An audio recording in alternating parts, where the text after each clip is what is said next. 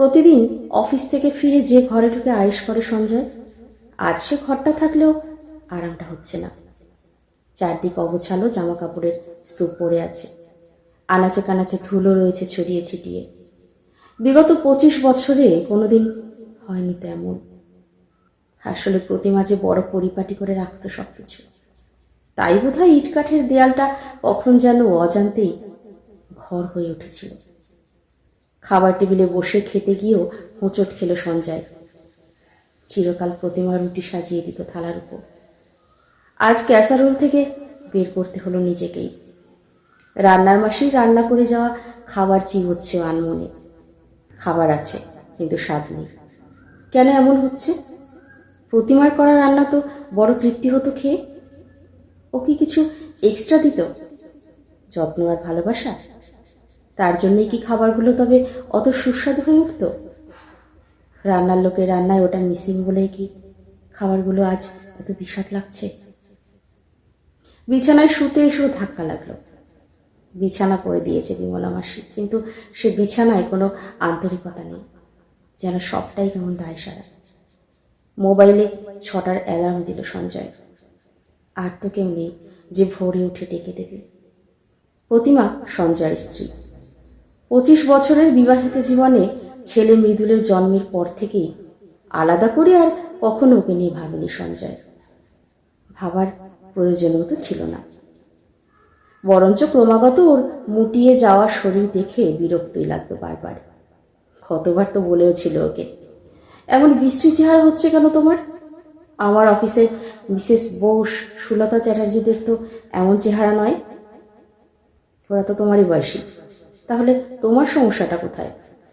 সারাদিন তো বাড়িতেই বসে থাকো, আরামের জীবন, তাও কি একটু মেনটেন করতে পারো না?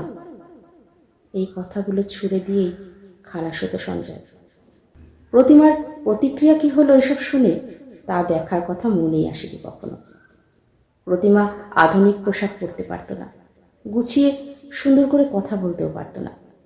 তাই ওকে অফিস পার্টিতে নিয়ে যেতে লজ্জা লাগতো সঞ্জয়ের। বারবার মনে হতো ওকে ঘর আর রান্নাঘরেই মানায় কেবল। মাঝে মাঝে কোনো মেলায় গিয়ে পাড়ার মোড়ের বড় দোকানটার শোকেসে আঙুল দেখিয়ে যখনও বলতো, ওই ফুলদানিটা কিনে দাও না গো, ওটা আমাদের ঘরে বড্ড মানাবে। বা যখন আবদার করত, এবার বিয়ের তারিখে আমার কিন্তু নকশা করা চাদর আর বালিশের কভার চাই, তখন প্রতিবার বিরক্ত হতো সঞ্জয়। কতবার তো বলেই দিয়েছে, রোজগার তো করতে হয় না, টাকার মর্ম বুঝবে কিসে, আবদার করেই তুমি খালাস।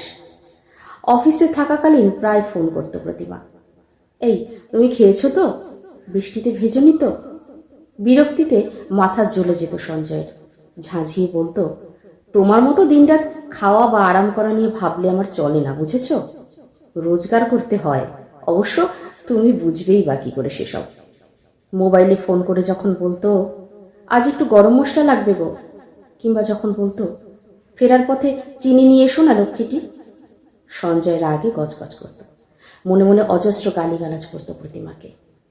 আজ প্রতিমা নেই, মাসখানেক আগে হঠাৎ চলে গেল। আচমকা ধরা পড়ল ক্যান্সার, 2 মাসে সব শেষ। হাজার কেউ ফুলদানি বা বেডশিট কিনে দিতে বলে না সঞ্জয়কে, তাই শ্রীহীন হয়েই পড়ে থাকে ঘরটা। 4 দেয়ালের বক্সের মতো লাগে। তাকে কেউ ফোন করে চিনি বা গরম মশলা আনতে বলে না, তাই খাবারগুলো যেন বিষাদ। রান্নার মাসি মায়না নিয়ে কাজ করে, সঞ্জয়ের খাবারের স্বাদ নিয়ে তার মাথা ঘামাবার ইচ্ছা বা সময় কোনোটাই নেই। বৃষ্টিতে ভিজলেও আর কেউ ফোন করে না সঞ্জয়কে। খাওয়া না হলেও কেউ বলে না, খেয়ে নাও গো। অর্থ উপার্জনের ভারী দম্ভ ছিল সঞ্জয়ের। উপার্জন তো সে আজও করে, তাহলে এমন ছন্নছাড়া হয়ে গেল কেন জীবনটা? সব কি তাহলে বেঁধে রাখতো সেই মানুষটাই? চোখ দিয়ে জল পড়ছে সঞ্জয়ের, বালিশ ভিজে যাচ্ছে। কেন সময় থাকতে একটু যত্ন করলো না মানুষটাকে? আসলে 4 দেয়ালের এই বাড়িকে ঘর তো সেই করে তুলেছিল মমতা আর ভালোবাসা। রোজ নামচার দিন গুজরানকেও তো আরামের জীবন সেই করে তুলেছিল অক্লান্ত পরিশ্রমে। আমাকে ক্ষমা করো প্রতিমা, তুমি না থাকলে যে জীবনটা এত বিষাদ হয়ে যাবে বুঝিনি। বুঝতেই পারিনি যে তুমি নীরবে আমার প্রত্যেকটা দিনকে সুন্দর আরামের করে তোলো। বুঝতে পারিনি শুধু তোমার এত বছরের ভালোবাসা এই ইট কাঠের বাড়িটা কখন যেন শান্তির এক ফালি ঘর হয়ে উঠেছে। ছেলেদের বুঝতে হবে, আসলে মেয়েরাই চার দেওয়ালের বাড়িটাকে ঘর করে তোলে নিজেদের যত্নে ভালোবাসায়। তাই তাদের যত্নই প্রাপ্য, অবহেলা নয়। সময় থাকতে সেটা বুঝতে হবে, নইলে যে দেরি হয়ে যায়, বড্ড দেরি।